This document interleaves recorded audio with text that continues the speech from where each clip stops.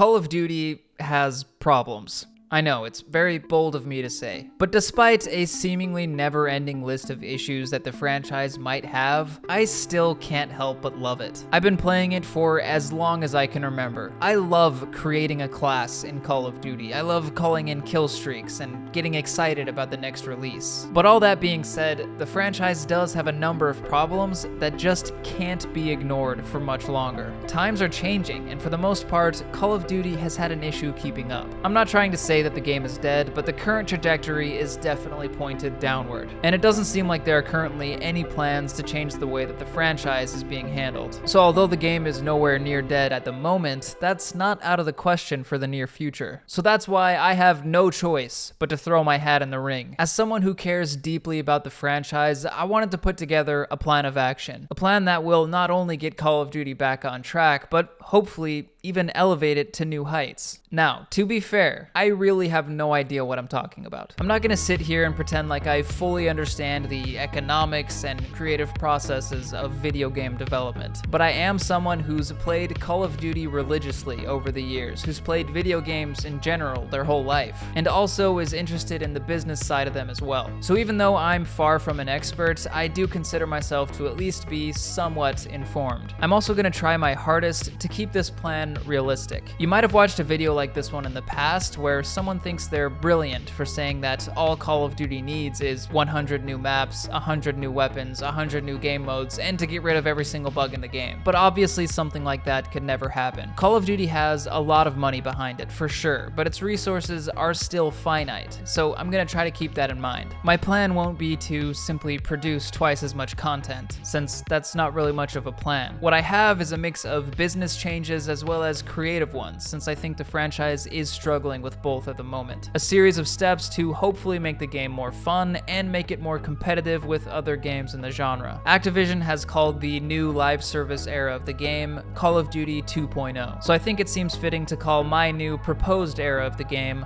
Call of Duty 3.0. As you'll see, it's kinda like 2.0, only it's not awful. Speaking of which, I need to address the elephant in the room before we can get into the Call of Duty Redemption arc. One of the main reasons why Call of Duty is in such a crappy place to begin with. Warzone. When Warzone released as a free-to-play battle royale mode for Modern Warfare 2019, it was an unreal success. Probably one of, if not the biggest win that the brand has ever had. Everyone was playing it. I couldn't stop playing it. So how did this end up hurting multiplayer and the franchise as a whole so badly? We're gonna get into the thick of it here, so stick with me for just 1 second. Warzone's weapon progression was tied with multiplayer's, and unlike any battle royale that came before it, Warzone allowed you to bring your own customized weapon into the match. And since it was much easier to rank up your weapons inside of multiplayer, it was kind of a perfect situation for Activision. Warzone itself was free to play, but if you truly wanted to compete, you were gonna need to buy Modern Warfare 2019 at full price. And even though, in my opinion, this is verging on pay to win, people didn't seem to care, and Warzone was a booming success anyway. Warzone was perfect for bringing in players who normally wouldn't spend money on Call of Duty and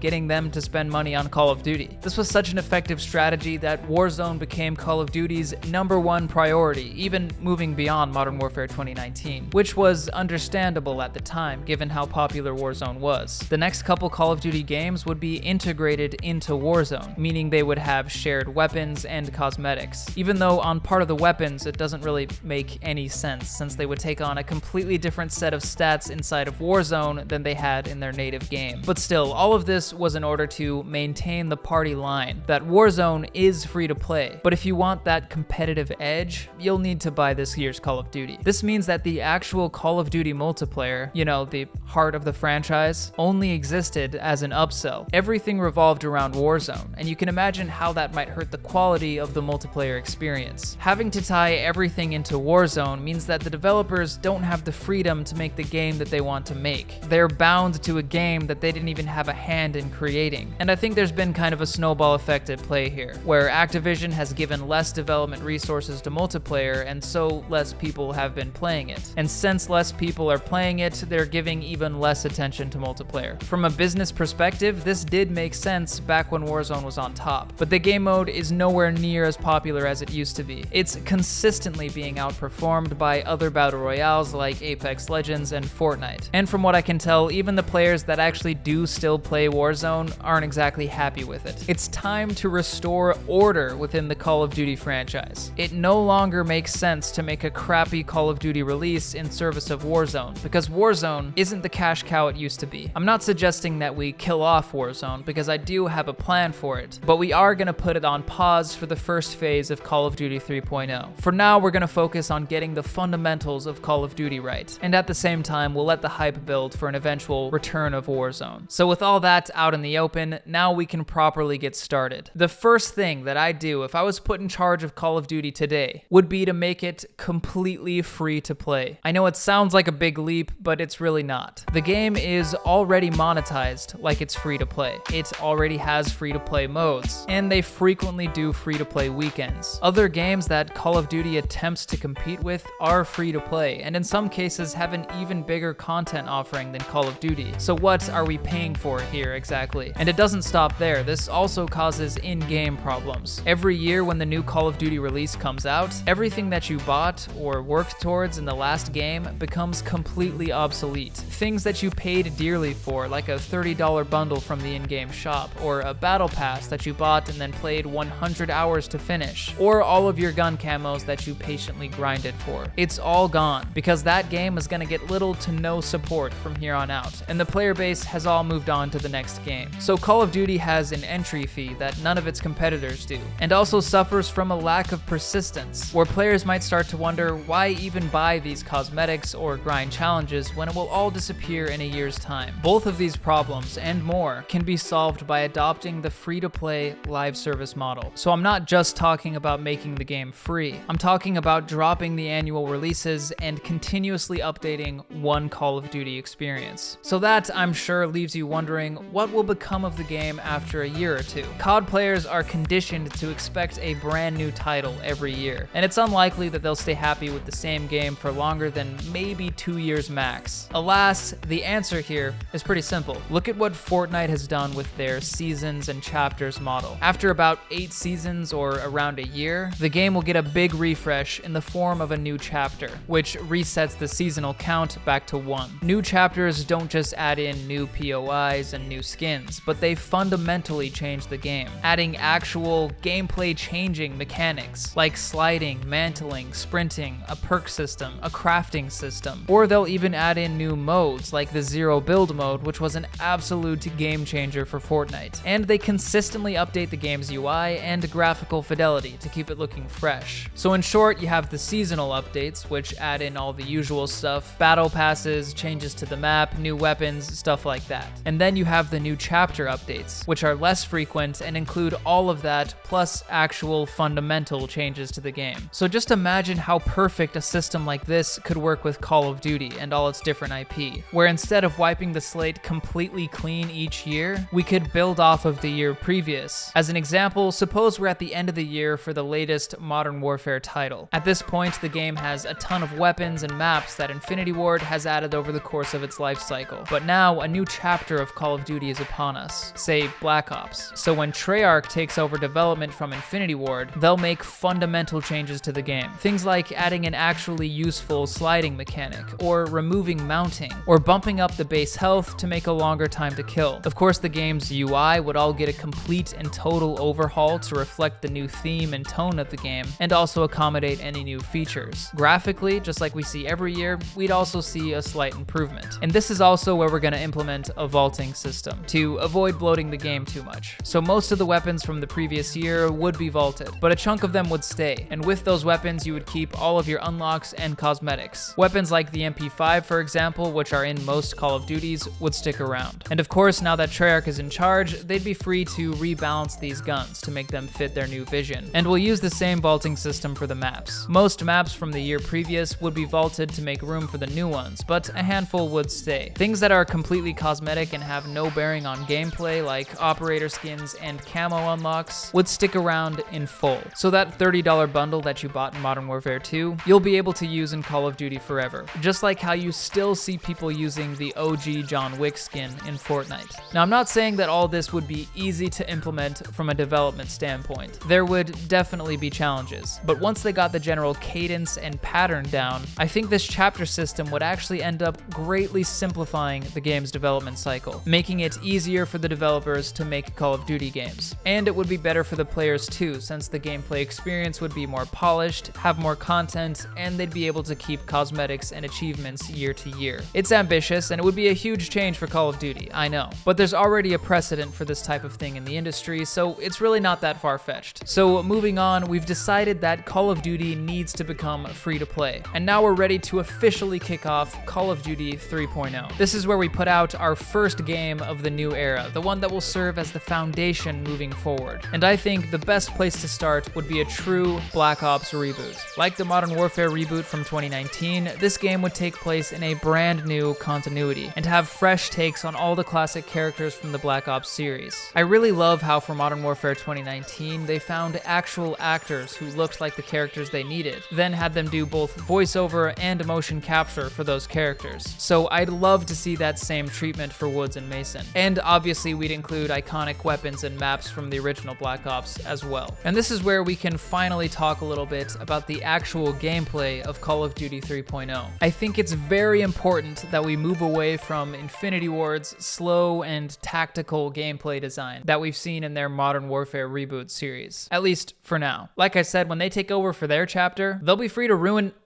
make the gameplay as tactical as they want. But for now, I think the community could use a little shot of adrenaline, something fast and wild. You know, the type of gameplay that made Call of Duty blow up in the first place. We don't have to focus on realism, and we don't have to focus on having at least 72 attachments available for each gun. We just have to focus on making fast and satisfying gameplay with a moderate amount of creative class customization, just like we used to have in the golden era. Now, another reason why I think Black Ops is a strong foot to start on is because it's much more thematically free than Modern Warfare is. In a Black Ops game, we're used to getting more unique settings, more unique weapons, and more unique cosmetics. Again, when Infinity Ward takes over for their next chapter, they can go back to Milsim skins all they want. But for now, we're gonna start with something a little more fun. For the overall gameplay philosophy of this multiplayer reboot, I'll take a page out of the book of Dwight Schrute. Wait, can you go back? Michael always says K-I-S-S. Keep it simple, stupid. Great advice. Hurts my feelings every time. But there's another big element to this plan that I haven't mentioned yet. I think it's time for Call of Duty to reach its true potential on the PvE side of things. So that's why, as a part of this Black Ops reboot, I'm also proposing a full reboot of Treyarch's Zombies mode as well. I do have a bias here because I love zombies and that's what got me into Call of Duty in the first place, but I genuinely think that it would be amazing for the game to have a less sweaty co-op mode for people who just want to chill out. And I think that Zombies mode has been egregiously underserviced ever since the end of Black Ops 3. The mode is so brilliant and so fun, and yet they don't seem to understand that. So as a part of my plan, we're finally going to capitalize on it. I won't go into too much detail as far as gameplay mechanics that I'd like to see in the Zombies reboot, because I could honestly make an hour-long video about that, but the high-level philosophy will be the same as multiplayer's. Don't overcomplicate it. Zombies was so popular in the beginning because it was simple, it was approachable by anyone, and if you wanted to get more into the lore and the secrets of the map and weapons, then you could do that, but you wouldn't be overwhelmed by all that stuff your first time hopping in. It's also important that it be actually challenging like it used to be. Black Ops Cold War Zombies, for example, didn't interest me at all because you had to play like 40 minutes before it even got slightly difficult. Just keep the gameplay simple and balanced like it was in the early days, and give us a completely rebooted story to follow. It's important to note that one of the reasons why Activision has put less emphasis on Zombies mode over the years is that it doesn't bring in as much money as multiplayer. That's why for Call of Duty 3.0, all cosmetics will be shared between multiplayer and zombies. It kinda pains me to say this because I loved the playable characters from classic Zombies, but I think this is a necessary sacrifice to make zombies more profitable. Every operator skin, weapon skin, emote, spray, or whatever else will be just as usable in Zombies mode as it is in multiplayer, and playing zombies will progress your battle pass just like multiplayer does. And in the interest of saving on development costs, I wouldn't mind if they were using assets from multiplayer maps to create new zombies maps, at least in the beginning. I mean, the very first zombies map was essentially just an asset flip of one of the multiplayer maps, and I love that map to death. Nailing a live service zombies mode would be massive for Call of Duty. It opens the door to a brand new market segment. There's a lot of people out there who aren't necessarily looking for a highly competitive PvP game, but would love to hop online with some friends and work together to mow down some zombies. And then, who knows, maybe you have players like me who get into the game for zombies mode, but then end up falling in love with multiplayer too, and vice versa. If you're thinking long term, you might be asking yourself, what happens when a studio takes over that historically doesn't do a zombies mode, like Infinity Ward? Well, I think it's very important across the board to have dedicated teams for Call of Duty development. So we'd have a dedicated zombies team that would continuously work on zombies year after year, and could simply consult or collaborate with the studio in charge to make sure everything matches up thematically with the current chapter. As far as content output, this would probably be one of the smallest teams, so I wouldn't be expecting a ton. Alright, so we've launched our brand new free-to-play Call of Duty in the form of a faithful Black Ops reboot. We have classic arcade-style multiplayer and an addictive co-op zombies mode. With our feet firmly planted on the ground, we can now circle back to Warzone. Most of the issues we were having with Warzone actually stemmed from the annual release model, like forcing studios to create a fresh game that also must integrate with Warzone, and the scummy practice of granting paid players an advantage over free-to-play players. With our new and improved live service free-to-play model, both of these problems go away. All players will have access to both multiplayer and Warzone for free. And since we now have one ultimate, continuously updated codebase for the game, as opposed to a fresh game every year, developers will no longer have to bend over backwards to make sure Warzone fits into their game. It'll just effortlessly fit right into the development process. So after the first chapter of Call of Duty 3.0 ends, I think it'll be time to introduce Warzone 3.0. Of course, there is still the question of how popular will Warzone be compared to multiplayer now that they're both free to play. Because if Warzone is still the big moneymaker, then we could be right back to multiplayer being nothing more than an afterthought. But I truly think that with MP finally being free to play and hopefully with solid gameplay, it'll be very popular. Definitely popular enough to justify its own existence alongside Warzone. In the beginning, it might be hard to create enough content for both modes, but this is where the continual live service comes into play. Warzone and MP have a history of fighting over development resources, and realistically, that's always going to exist to some degree. But under my plan, over time, it'll become less and less of a problem because of all the content that both modes will accrue over the years. So yes, I think Warzone and MP can coexist, and dare I say, even complement each other. And as a side note, I'd also suggest that Warzone use assets and layouts from multiplayer maps for its map, similar to what we had in Blackout from Black Ops 4. Just like zombies, it's important that Warzone has its own dedicated team, and they can consult with the studio who's in charge of the current chapter to make sure they're all on the same page. Notice the hierarchy we've established here. The studio in charge of the current chapter will be using their people to make the new multiplayer experience. Everything from the setting to the gameplay style. They have complete creative freedom over what they want the Call of Duty multiplayer experience to be, just like they would have had in the Golden Era. And then the dedicated Zombies and Warzone teams will work with that studio to create their new content based on that vision. I said at the beginning of the video that I wanted to keep my plan realistic. So is it realistic to have a dedicated Zombies team, a dedicated Warzone team, and multiple studios working on multiplayer?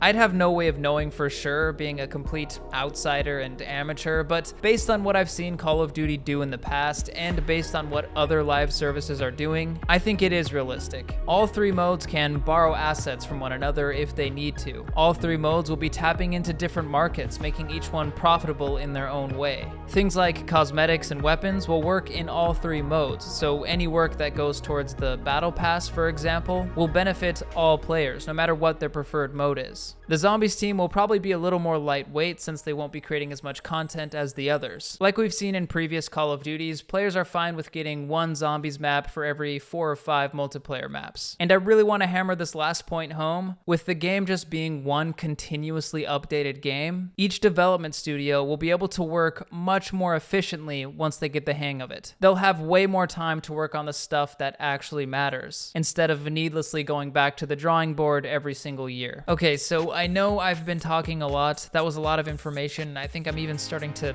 lose my voice a little bit here. So let's wrap this up. In summary, here are the key steps for Call of Duty 3.0. Number 1, axe Warzone, at least for now. Number 2, make Call of Duty free to play. Number 3, release a faithful Black Ops reboot with a fast-paced multiplayer mode and a classic zombies mode. Number 4, reintroduce a new and improved Warzone mode, completing the trifecta of Call of Duty game modes. Number 5, every year or so, begin a new chapter of Call of Duty by overhauling the existing game as opposed to a new release entirely. Vault weapons and maps that don't make sense to keep around, but keep enough to make sure that the game still has plenty of playable content. And number 6, repeat step 5 until the end of time. And boom, not only is Call of Duty fun again, but it's finally landed on a fair and sustainable business model. Warzone will no longer be bringing the rest of the game modes down. A live service zombies mode will appeal to old zombies players and new players to help get some new blood into the franchise. Cosmetics will be available no matter what mode you're playing and will persist year after year. You'll no longer have to fork over $70 every November just to continue playing Call of Duty. The game will still get the annual refresh that COD players expect, only it'll be better since it won't be lacking content and will keep all of the bug fixes and quality of life updates that have accrued over the years. And it goes without saying that with the game being free to play, a lot of people will be playing Call of Duty. I'm talking like a record number of players would be on the game. So like I said in the beginning of the video,